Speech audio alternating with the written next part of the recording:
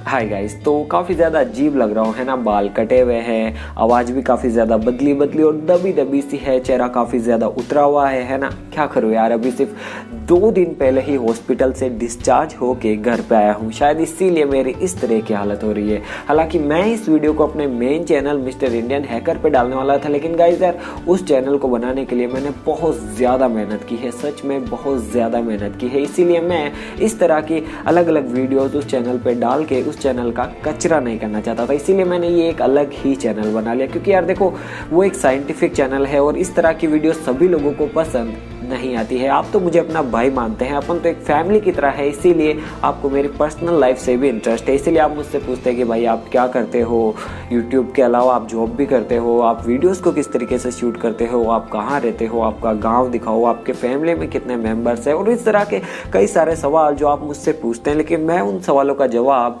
नहीं दे पाता हूँ, क्योंकि यार वो एक साइंटिफिक चैनल है। इसीलिए मैंने सोचा कि क्यों ना एक नया ही चैनल बना लिया जाए। सो गाइज, ये एक नया चैनल है, तो आपको इस तरह की जो भी वीडियोज है, जैसे कि बिहाइंड द सीन्स हुए, Q&A वीडियोज हुई, आपके सवालों के जवाब हुए, कोई गिव अवे करना हो तो वो हुआ, और भी कई सारे इस तरह की वीडियोज मैं इसी चैनल पे अपलोड करूंगा। तो आप चाहे तो इसे सब्सक्राइब भी कर सकते हैं। और गाइज वैसे भी अगर मैं इस वीडियो को उस चैनल पर डालता तो आप में से शायद काफ़ी लोग ऐसा सोचते हैं कि मैं कोई पब्लिसिटी स्टंट कर रहा हूँ, लेकिन गाइज ऐसा कुछ भी नहीं है। बीमार सब लोग होते हैं यार, मुकेश अंबानी भी कभी ना कभी बीमार ज़रूर हुआ होगा। तो अब बात करते हैं कि आखिर मुझे क्या हुआ। सो गाइज, आप में से काफ़ी लोग शायद ऐसा सोचते होंगे कि आपका भाई यानी कि मैं कोई एक्सपेरिमेंट कर रहा होऊंगा और शायद उस एक्सपेरिमेंट को करते वक्त ही मुझे चोट लग गई। सो गाइस, ऐसा कुछ भी नहीं है। हम कोई भी एक्सपेरिमेंट करते हैं या फिर कोई भी वीडियो शूट करते हैं तो उस वक्त इस बात का पूरा ख्याल रखते हैं कि उससे हमें कोई नुकसान ना हो, यानी कि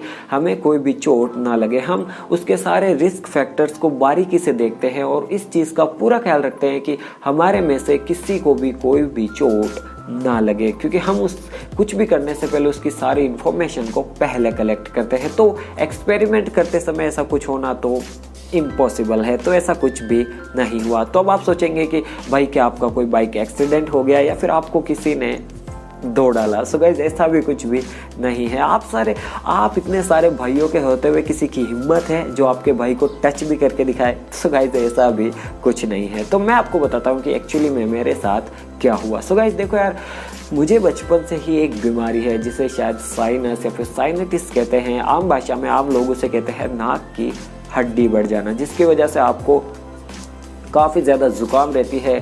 थोड़ी सी ठंड से ही आपको ज़ुकाम लग जाती है, सर्दी लग जाती है, उसकी वजह से आप बोल नहीं पाते, आपके नोज़ ब्लॉक हो जाते हैं। हालांकि ये अभी भी ब्लॉक ही है, इसीलिए आपको मेरी अजीब सी आवाज़ सुनाई दे रही है।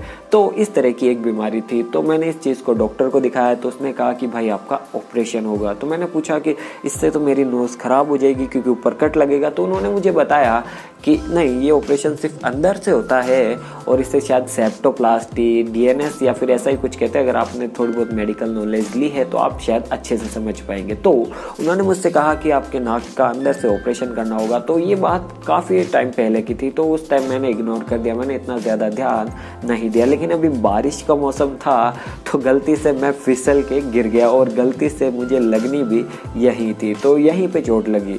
तो फिर मैं हॉस्पिटलाइज्ड हुआ, तो हॉस्पिटल में भर्ती हुआ। तो उन्होंने मुझसे कहा कि आपके नाक के अंदर की हड्डी क्रैक हो चुकी है। तो फिर मैंने इसका छोटा सा ऑपरेशन करना पड़ेगा। अब नाक के अंदर टाँके तो लगते नहीं हैं, तो मैंने कहा कि क्यों ना सेप्टोप्लास्टी यानी कि वो जो मुझे ऑपरेशन करवाना था वो, और अभी जो छोटा सा ऑपरेशन होगा, इन दोनों चीज़ों को एक साथ में ही करवा लिया जाए, ताकि दर्द भी कम होगा। अलग अलग चीज़ को कराएंगे तो ज़्यादा टाइम लगेगा और भी बहुत सारी दिक्कत आएगी, और वही चीज़ को हम दोनों को एक साथ करवा लेते हैं तो इससे काफ़ी हद तक काफ़ी चीज़ें आसान हो जाती है। तो मैंने सोचा कि क्यों ना इस ऑपरेशन को अभी करवा लिया जाए। इसीलिए मैं हॉस्पिटल में भर्ती हो गया और मेरे नाक का ऑपरेशन हुआ, जो कि काफ़ी ज़्यादा दर्दनाक था यार।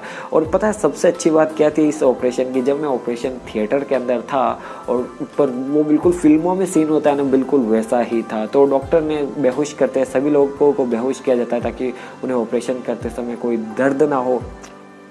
तो डॉक्टर ने मुझे भी बेहोशी का इंजेक्शन ठोक दिया, तो मुझे उससे ज़्यादा कुछ असर नहीं हुआ। तो उसने मुझे एक और इंजेक्शन ठोक दिया बेहोशी का।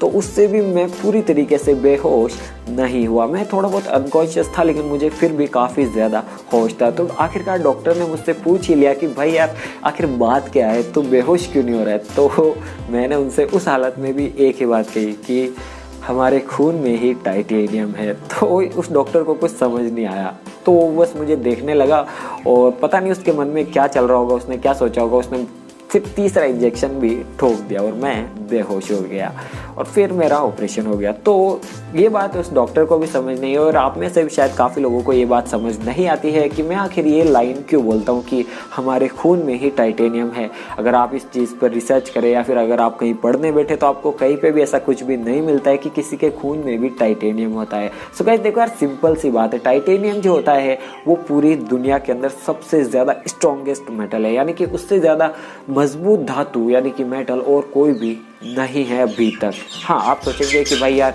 वाइब्रेनियम है या फिर वो जो फिल्मों में दिखाता है मार्वल की मूवीज़ में जैसे आयरन मैन वगैरह में, तो यार देखो वो सिर्फ फिल्मी बात है। वाइब्रेनियम जैसी चीज़ सिर्फ फिल्मों में होती है। रियल लाइफ में सबसे ज़्यादा स्ट्रॉन्ग चीज़ टाइटेनियम है। इसीलिए मैं कहता हूँ कि हमारे खून में टाइटेनियम है, यानी कि हम प्रोफेशनल्स हैं, हम कुछ भी करते हैं तो हम सेफ्टी और बाकी जो सारी चीज़ें होती है उनका पूरी तरीके से अच्छे से ख्याल रखते हैं। इसीलिए आप ऐसा कुछ भी घर पे करने की कोशिश ना करें ताकि इससे आपको कोई नुकसान ना हो, आपको कोई भी चोट ना लगे। इसीलिए मैं ये लाइन बोलता हूँ कि हम प्रोफेशनल्स हैं, हम पूरा सेटअप करके रखते हैं, हम सेफ्टी मेजरमेंट्स का पूरा ख्याल रखते हैं।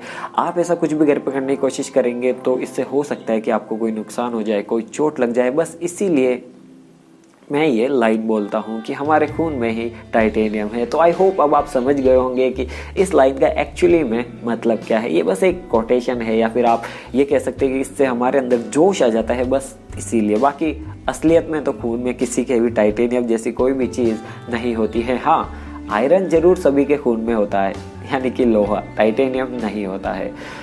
और गाइस यार, ये आप लोगों का प्यार ही था, आप लोगों की दुआएं ही थी कि मैं इतनी जल्दी रिकवर कर पाया, वरना नाक का ऑपरेशन होने के बाद आप काफ़ी दिनों तक तो बोल भी नहीं पाते हैं और आप कम से कम 7 दिन तो हॉस्पिटल में एडमिट रहते ही हैं। लेकिन पता नहीं यार, ये सच में आप लोगों का दुआएं ही थी, एक मैजिक ही था कि मैं इतनी जल्दी रिकवर कर पाया और आपके सामने बोल भी पा रहा हूँ। हालांकि मैं उतने अच्छे से नहीं बोल पा रहा हूँ, अभी थोड़ा और टाइम लगेगा मुझे रिकवर करने में, लेकिन आप देख सकते हैं कि फिर भी मैं पहले से काफ़ी ज़्यादा बेहतर हूँ।